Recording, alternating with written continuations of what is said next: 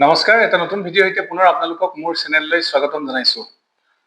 আজিৰ ভিডিঅ'টোত আমি ইথিক্সৰ যি বেছিক পাৰ্ট ষ্টাৰ্ট কৰিছিলোঁ তাৰে ছেকেণ্ড পাৰ্টটো আগবঢ়াম আৰু মূল বিষয়লৈ অহাৰ আগতে কেইবাজনো ছাত্ৰ ছাত্ৰীয়ে মোক সোধা দুটামান প্ৰশ্নৰ উত্তৰ মই তেওঁলোকক এই ভিডিঅ'টোৰ যোগেদি দিবৰ কাৰণে চেষ্টা কৰিম। কেইজনমান ছাত্ৰ ছাত্ৰীয়ে মোক সুধিছে যে আগন্তুক যি মেইনছ 2025ৰ পৰীক্ষা আহি আছে, এই মেইনছ পৰীক্ষাৰ যি GS5 পেপাৰখন অৰ্থাৎ অসমৰ যিখন পেপাৰ হয়, অসমৰ পেপাৰখনৰ কাৰণে তেওঁলোকে কি সোৰ্স ব্যবহাৰ কৰিব বা কি কিতাপ পঢ়িব তাক লৈ মোক প্ৰশ্ন কৰিছিল। গতিকে মই সেই প্ৰশ্নটোৰ উত্তৰ হিচাপে প্ৰথমতে কম যে মোৰ এই চেনেলতে APSC বুক লিষ্ট বুলি এটা ভিডিঅ' আছে। সেই বুক লিষ্টত মই কেইবাখনো কিতাপৰ বিষয়ে উল্লেখ কৰিছিলোঁ। এতিয়া কথা হ'ল যে আমাৰ যি অসম পেপাৰখন আছে, অসম পেপাৰখনৰ সিলেবাসটো যদি আমি চাওঁ, তাত আমি যিখিনি প্ৰিলিমিনাৰী কাৰণে হওক বা মেইনছৰ কাৰণে যিখিনি হিষ্ট্ৰী পাৰ্ট হয়, সেই হিষ্ট্ৰী পাৰ্টখিনি আমি ডেফিনেটলি পঢ়িবই লাগিব। আমি হিষ্ট্ৰীৰ কাৰণে আমি GS মেনুৱেলখন পঢ়োঁ বা আমি আছাম ইয়াৰবুকেই পঢ়োঁ, এই গোটেই যিখিনি টপিক হয় সেই টপিকখিনি আমি কমপ্লিট কৰিবই লাগিব, আছাম হিষ্ট্ৰী ৰিলেটেড যিখিনি কথা আছে। আৰু বাকী আছাম জিঅ'গ্ৰাফী হওক বা আছাম ইকনমিক্স হওক, আছাম ইকনমিক্সৰ কাৰণে আছাম বাজেটখন আমি চাব লাগিব। আৰু ইণ্ডিয়ান যি ইকনমিক ছাৰ্ভে সিও আমাৰ কাৰণে জৰুৰী হৈ যায়। ঠিক ইণ্ডিয়ান যি ইকনমিক বাজেট হয় সেই বাজেটো আমি চাব লাগিব। বিশেষকৈ আমি আছাম ৰিলেটেড যি বাজেট হয় 2025-26ৰ যি বাজেট হয় বা আমি যোৱা বছৰৰ কিছু চাব লাগিব। আৰু ইকনমিক্সৰ কাৰণে এক কথাত ক'বলৈ গ'লে আমি দৈনন্দিন নিউজ পেপাৰত যিবোৰ টপিক পঢ়ি থাকোঁ, অসমৰ ৰিলেটেডে হওক বা আমাৰ চেন্ট্ৰেল লেভেলৰ যিখিনি নিউজ হওক সেইখিনিয়ে হওক, সি আমাৰ আছাম পেপাৰখনৰ কাৰণে জৰুৰী হয়। কাৰণ আপোনালোকে চাব যে কেৱল মাত্ৰ অসমৰ কাৰণে পঢ়িছোঁ বুলি অসমৰ পেপাৰখনতে আহিব এনেকুৱা নহয়। আমি GS3ৰ কাৰণে যিখিনি টপিক পঢ়িম, এনভাইৰনমেণ্ট ৰিলেটেডে হওক বা ইকনমিক্সৰ ৰিলেটেডে হওক, তাক অসমৰ পাৰ্চপেক্টিভত আপোনাক অসমৰ পেপাৰখনত সুধি দিয়ে। যি ধৰণে আমাৰ বাৰত সাষ্টেইনেবল ডেভেলপমেণ্টৰ কথা ৰিলেটেড কৰি পেলাই অসমত সেই ধৰণৰ কি ধৰণৰ কাম হৈছে আমাক সুধিছিল। ঠিক তেনেকে বহু কথা আমি এনেকুৱা ধৰণৰ পাওঁ যিখিনি আমি পঢ়োঁ বাকী পেপাৰ কেইখনৰ কাৰণে, আমি ডাইৰেক্টলি আছাম ৰিলেটেডকে নপঢ়োঁ। গতিকে আপোনালোকে বাকী টপিকখিনি পঢ়োঁতেও সেই টপিকখিনি আপোনালোকৰ এই আছাম পেপাৰখনৰ কাৰণে জৰুৰী হয়। ডাইৰেক্টলি আমি আছামৰ নিউজবোৰ পাবৰ কাৰণে আমি আছাম ট্ৰিবিউনত দৈনন্দিন বা ৰেগুলাৰলি কিছুমান নিউজ আহি থাকে, সেই নিউজবোৰ আমাৰ কাৰণে জৰুৰী হয়। যি ধৰণে মই লাষ্ট মোৰ কেইবাটাও ভিডিঅ'ত আছাম এডভান্টেজ আছাম তাৰ বিষয়ে মই কিছু কথা আগবঢ়াইছিলোঁ, বা অসমৰ যি ফিচাৰী কালচাৰৰ বিষয়ে আহে, বেম্বো ৱেলথৰ বিষয়েও মই এটা ভিডিঅ'ত আগবঢ়াইছিলোঁ। গতিকে টপিকখিনি আমি কাৰেণ্ট এফেয়াৰ্ছ বেছড আমি পাই যাম। আৰু গুগলত যদি আমি চাৰ্চ কৰোঁ যে Assam current affairs useful for APSC বুলি মাৰিলেও আমি কিছু তথ্য পাওঁ। কিন্তু তাৰোপৰি আমি কিছু কাম কৰিব পাৰোঁ যে আমাৰ যিকোনো এটা টপিক আমি যেতিয়া বিচাৰোঁ, সেই টপিকটো আমি অসমৰ গভৰ্ণমেণ্ট যিবিলাক ৱেবছাইট আছে, ৱেবছাইটত গৈ যদি আমি চাওঁগৈ, সেয়া আমাৰ কাৰণে প্ৰিলিমিনাৰী কাৰণেও জৰুৰী হৈ পৰে আৰু মেইনছৰ কাৰণে জৰুৰী হৈ পৰে। যেনেকে আমি ধৰি ললোঁ অসমৰ ফৰেষ্ট বা এনভাইৰনমেণ্টৰ ওপৰত যদি আমি মাৰোঁ, তাত ডাইৰেক্টলি আমি যি গভৰ্ণমেণ্ট ৱেবছাইট আহিব তাত গৈ আমি এবাউট আছত চাব পাৰোঁ বা তাত কি কি স্কিম আছে আমি চাব পাৰোঁ। আমি বিশেষকৈ প্ৰস্তুতি চলাব লাগিব অসমৰ যিখিনি স্কিম হয়, যেনেকে আমাৰ কোনোবা এখন পেপাৰত যোৱা বছৰ আহিছিল নিযুত মইনা আঁচনি, এইবাৰ আমাৰ কাৰণে যি প্ৰেৰণা আঁচনিটো আমাৰ কাৰণে গুৰুত্বপূৰ্ণ হৈ পৰে, বসুন্ধৰা আছে। তেনেকে আমি গোটেই স্কিমখিনি আমি প্ৰিপেয়াৰ কৰিব লাগিব প্ৰত্যেকটো পাৰ্টৰ কাৰণে। যেনেকে ওমেন এম্পাৱাৰমেণ্টৰ কাৰণে অসমৰ কি কি আঁচনি আছে, গতিকে অভাৰঅল আমি সেই ধৰণে কৰিব লাগিব। কিন্তু বেছিক যিখিনি আপোনালোকৰ হিষ্ট্ৰী ৰিলেটেড কথা হয় সেইখিনি আপোনালোকে আছাম হিষ্ট্ৰী পঢ়াৰ লগতে সেইখিনি আপোনালোকে কমপ্লিট কৰি যাব লাগিব। আছাম হিষ্ট্ৰীৰ কাৰণে কিতাপ যথেষ্টখিনি আছে। বহুতে GS মেনুৱেলখনো ইউজ কৰে আৰু কেইবাখনো কিতাপ মই ৰিকমেণ্ড কৰিছিলোঁ। আৰু এখন আছাম হিষ্ট্ৰীৰ ওপৰত কিতাপ পিয়েৰছন পাব্লিকেশ্যনৰ আছে। গতিকে আপোনালোকে মোৰ সেই বুক লিষ্টৰ যিটো ভিডিঅ' সেই ভিডিঅ'টো আপোনালোকে পাই যাব। আৰু বাকী মই কোৱাৰ ধৰণে আমি বাকীখন পেপাৰৰ কাৰণে যিখিনি কথা পঢ়িম সেইখিনি কথাও অসম পাৰ্চপেক্টিভত আপোনালোকৰ কাৰণে জৰুৰী হৈ পৰে। তথাপি মই আন এটা ভিডিঅ'ত সবিশেষ আপোনালোকক জনাবৰ কাৰণে চেষ্টা কৰিম যে ক'ৰ পৰা কিখিনি কথা আমি পঢ়িব লাগিব। যি ধৰণে মই যোৱাকালি মেইনছ ৰিলেটেড কাৰেণ্ট এফেয়াৰ্ছ বেছ দুটা টপিক আগবঢ়াইছিলোঁ আৰু সেই কথাখিনি মই কণ্টিনিউ কৰি যাম পৰীক্ষালৈকে। অসমৰ পৰা তেনেকুৱা ধৰণৰ কিবা কাৰেণ্ট এফেয়াৰ্ছ বেছ কুৱেশ্যন আমি পাব পাৰোঁ নেকি, তেনেকুৱা ধৰণৰ মই কিছু তথ্য আপোনালোকক আগবঢ়াবৰ কাৰণে চেষ্টা কৰিম। এতিয়া আহোঁ মূল বিষয়লৈ। আজিৰ ভিডিঅ'টোত আমি যি ইথিক্স আৰম্ভ কৰিছিলোঁ, ইথিক্সৰ বাকী টপিক কিছুমান মই আপোনালোকৰ লগত আলোচনা কৰিম। আজি আমি চাম ইথিক্সৰ 4টা ব্ৰাঞ্চ। অলৰেডি মই কৈছোঁ, স্ক্ৰীণত আপোনালোকে দেখিছে। আমি চাৰিটা ব্ৰাঞ্চ পাওঁ। তাৰে প্ৰথমটো আমি ডেছক্ৰিপটিভ ইথিক্স বুলি কওঁ। প্ৰথমটো বুলি নহয়, মুঠতে চাৰিটা ব্ৰাঞ্চ থাকে। প্ৰথমটো ডেছক্ৰিপটিভ ইথিক্স, ছেকেণ্ড মেটা ইথিক্স, থাৰ্ড নৰ্মেটিভ বা প্ৰেছক্ৰিপটিভ ইথিক্স, আৰু ফ'ৰ্থত আমি এপ্লাইড ইথিক্স পাওঁ। ইয়াত এতিয়া বক্সত মই এক্সাম্পল উইথ দিয়া আছে, আপোনালোকে চাব। ডেছক্ৰিপটিভ মানে ডেছক্ৰিপশ্যনৰ ওপৰত বৰ্ণনামূলক হয়। গতিকে বৰ্ণনা মানে কেনেকুৱা ধৰণৰ হয় আমি ইথিক্সৰ ক্ষেত্ৰত চাম। এটা প্ৰশ্ন ইয়াত দিয়া আছে, what do people think is right. আমি ডেছক্ৰিপটিভ ইথিক্সত এই প্ৰশ্নটো যদি আপোনালোকে বুজিব চেষ্টা কৰে, তাৰ জৰিয়তে বুজি পাব যে আচলতে ডেছক্ৰিপটিভ ইথিক্সনো কি হয়। প্ৰশ্নটো হ'ল যে মানুহে আচলতে যে কয় ৰাইট, আচলতে মানুহে ৰাইট মানে কি বুলি কয়, বা মানুহে ৰাইট মানে ভাবে কি, সেই কথাটো আমি ডেছক্ৰিপটিভ ইথিক্সৰ জৰিয়তে বুজিম। গতিকে ই হৈছে study of people's belief about morality. গতিকে ডেছক্ৰিপটিভ ইথিক্সে মৰেলিটিৰ ওপৰত মানুহৰ যি বিশ্বাস, আমি আমাৰ সমাজত প্ৰচলিত যিবোৰ মৰেল ভেলুজ আছে, সেই মৰেল ভেলুজবিলাক আমাৰ বিশ্বাসৰ ওপৰত আধাৰিত হয়। আমি কিবা এটা বিশ্বাস কৰোঁ, তাৰ ওপৰত আমাৰ মৰেলিটিটো গঢ় লৈ উঠে। গতিকে ডেছক্ৰিপটিভ ইথিক্সে তাৰেই অধ্যয়ন কৰে। It tries to explain the moral and ethical practices and beliefs of certain societies and culture. কিছুমান সংস্কৃতি বা সমাজত প্ৰচলিত যিবোৰ প্ৰেক্টিচেছ থাকে, যিবোৰ নীতি নিয়ম থাকে বা যিবোৰ বিশ্বাস থাকে, সেই বিশ্বাসবিলাকৰ বৰ্ণনা কৰিব চেষ্টা কৰে ডেছক্ৰিপটিভ ইথিকে। এতিয়া কৈছে it deals with what people truly think or are led to think. ই এই বিষয়বস্তুৰ লগত জড়িত, আচলতে মানুহে প্ৰকৃততে ভাবে কি, বা মানুহক প্ৰকৃততে ভাবিবলৈ কি বস্তুৱে বাধ্য কৰায়। আমি যিহেতু কৈ থাকো এইটো শুদ্ধ বা এইটো বেয়া, এইটো ভাল, এইটো বেয়া, এইটো শুদ্ধ, আনটো অশুদ্ধ। গতিকে কি কথাত কি দৃষ্টিভংগীৰে আমি কওঁ যে আমুকটো কাম শুদ্ধ হয় বা আমুকটো কথা ভাল হয়, এই কথাটো আমি কি ধৰণে কওঁ, তাক বৰ্ণনা কৰিবলৈ ডেছক্ৰিপটিভ ইথিক্সে চেষ্টা কৰে। It affolds human activities that are acceptable or not acceptable of or penalized by custom or law. As a human, আমাৰ যিমানবোৰ আমি কাম কৰোঁ, আমাৰ যিমানবোৰ এক্টিভিটিজ হয়, সেই এক্টিভিটিজৰ কোনবোৰ গ্ৰহণযোগ্য হয় বা কোনবোৰ গ্ৰহণযোগ্য নহয়, বা কোনবোৰ আমাৰ নীতি নিয়মৰ বা আইনৰ জৰিয়তে শাস্তি পোৱাৰ যোগ্য, এইখিনি কথাৰ ওপৰত ডেছক্ৰিপটিভ ইথিক্সে এক্সপ্লেইন কৰিবলৈ চায় বা বৰ্ণনা কৰিবলৈ চায়। ই এটা empirical investigation of people's moral beliefs on the basis of law and customs. একেবাৰে চিম্পলি যদি আমি ক'ব যাওঁ যে আমাৰ সমাজত প্ৰচলিত নীতি নিয়ম বা আইনৰ আধাৰত ই কোনোবা এটা বিশ্বাস, যি আমাৰ সমাজত প্ৰচলিত যি নৈতিক আদৰ্শ বা নৈতিক বিশ্বাস, সেই বিশ্বাসক ই ইনভেষ্টিগেট কৰে। It studies the history and evolution of ethics and gives record of certain taboos, customs and conventions. গতিকে আমাৰ সমাজত যি ধৰণৰ কিছুমান টেবুজ আছে বা কাষ্টমছ আছে বা কনভেনশ্যন আছে, সেই কনভেনশ্যনৰ ই যি ইতিহাস, সেই ইতিহাসৰ অধ্যয়ন কৰে। It is a value free approach to ethics. It does not make judgement about the morality of the practices and beliefs, but simply describe the practices observe in the different groups or culture. গতিকে এইটো এটা খুব interesting ক'লে, value free approach হয়, অৰ্থাৎ ই কোনোবা এটা সমাজত প্ৰচলিত নীতি নিয়মক জাজমেণ্ট প্ৰভাইড নকৰে, যে এইটো ভাল বেয়া এই ধৰণৰ জাজমেণ্ট ই নিদিয়ে। ই জাষ্ট প্ৰচলিত নীতি, যিখিনি নিয়ম বা কাষ্টম চলি আছে, তাক অবজাৰ্ভ কৰে। ডিফাৰেণ্ট কালচাৰ আৰু ডিফাৰেণ্ট গ্ৰুপছৰ মাজত যিমানবোৰ কাষ্টমছ, নীতি নিয়ম আছে বা প্ৰেক্টিচ আছে, তাক চিম্পলি ডেছক্ৰাইব কৰে। তাত কোনো ধৰণৰ এটা ষ্টেটমেণ্ট বা জাজমেণ্ট নিদিয়ে, অৰ্থাৎ ডেছক্ৰিপশ্যন, বৰ্ণনামূলক। একেবাৰে চিম্পলি যদি আমি কওঁ, সমাজত প্ৰচলিত যিকোনো এটা নীতি নিয়মক ই সাধাৰণভাৱে বৰ্ণনা কৰে। নেক্সট যিটো পাৰ্ট আমি পাওঁ, সেইটো হৈছে মেটা ইথিক্স।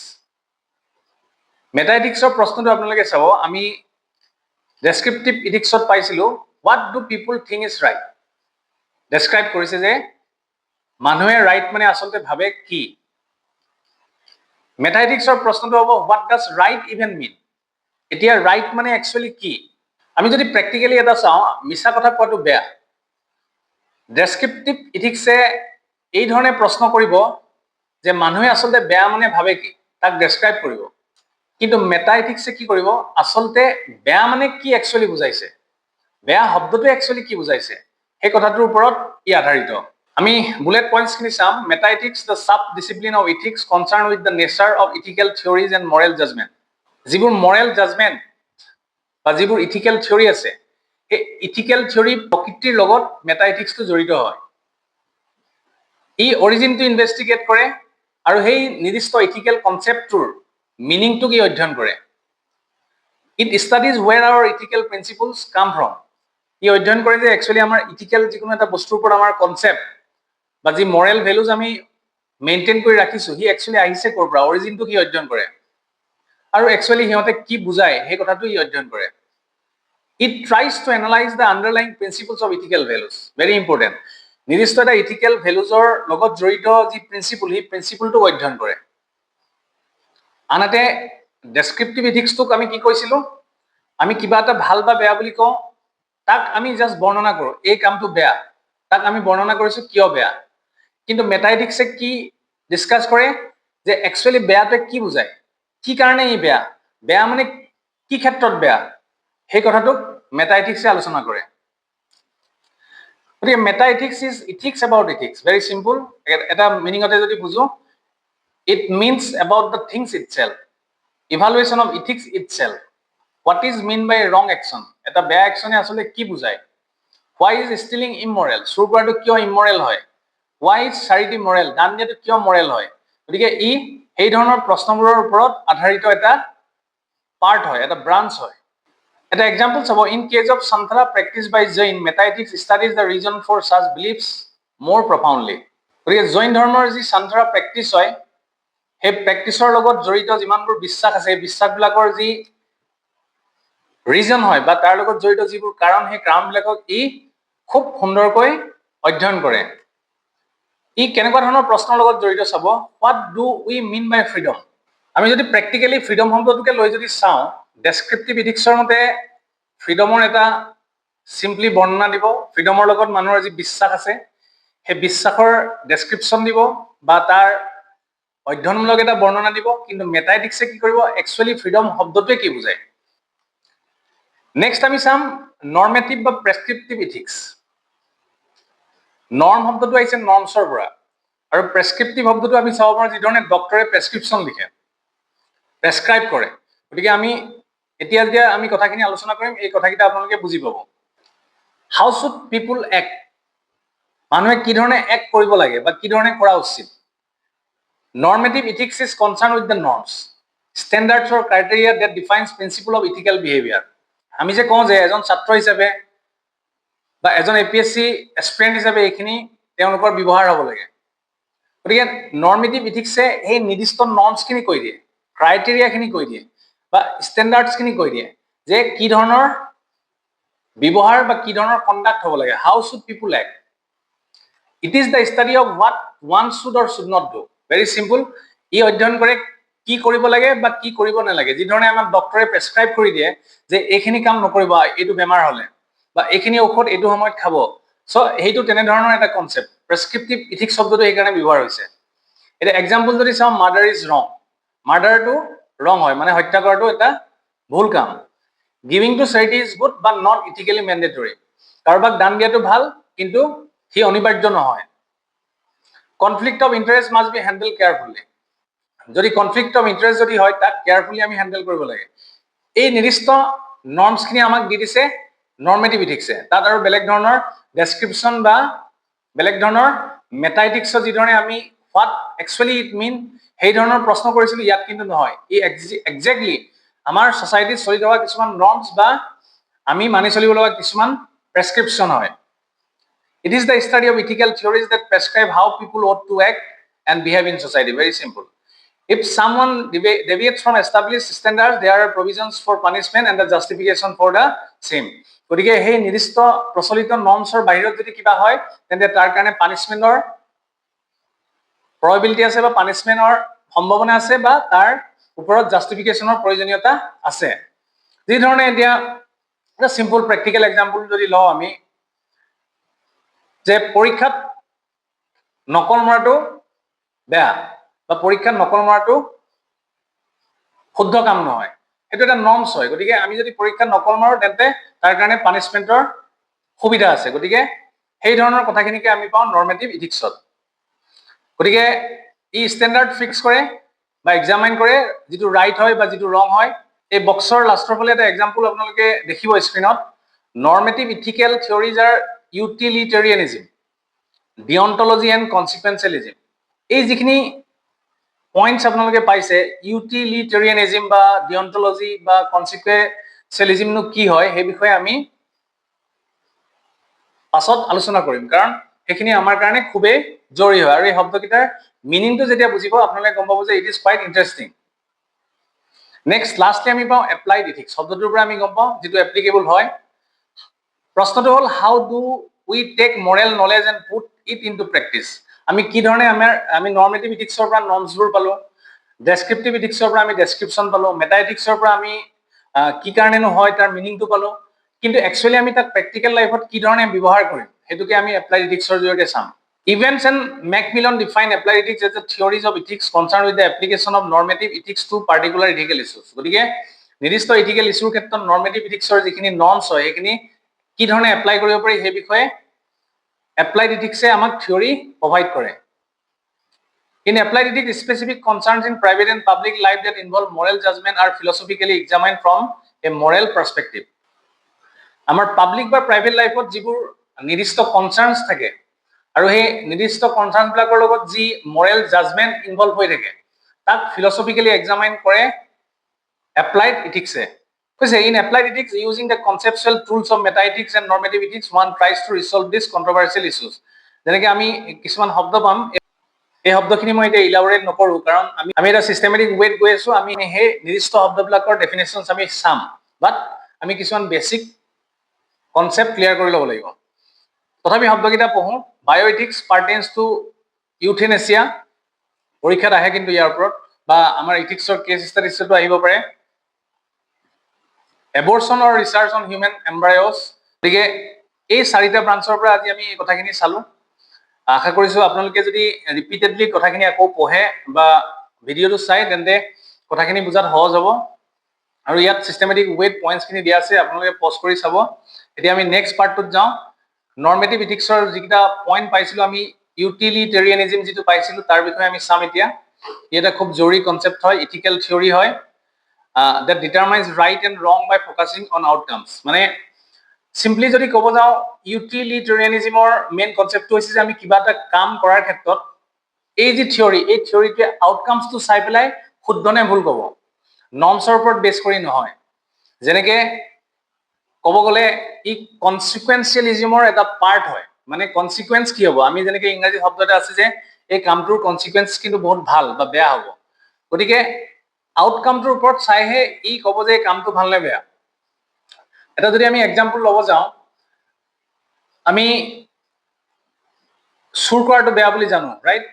চুৰ কৰাটো বেয়া কাম। ইউটিলিটেৰিয়ানিজিমৰ মতে চুৰ কৰাটো ভাল বা বেয়া সেইটো ডিপেণ্ড কৰিব তাৰ একচুৱেল আউটকামটো কি। ধৰি ল'লো আপুনি চুৰ কৰিছে, সেই চুৰ কৰি পইচাখিনি কোনোবা এজন দুখীয়া মানুহক সহায় কৰিছে, তেওঁ জীয়াই থাকিবৰ কাৰণে বা এডুকেশ্যন পাৰ্পজৰ কাৰণে কোনোবা এজন দুখীয়া ছাত্ৰক আপুনি সেই টকাখিনি দিছে, ডেট মিনছ কি আউটকামটো ভাল।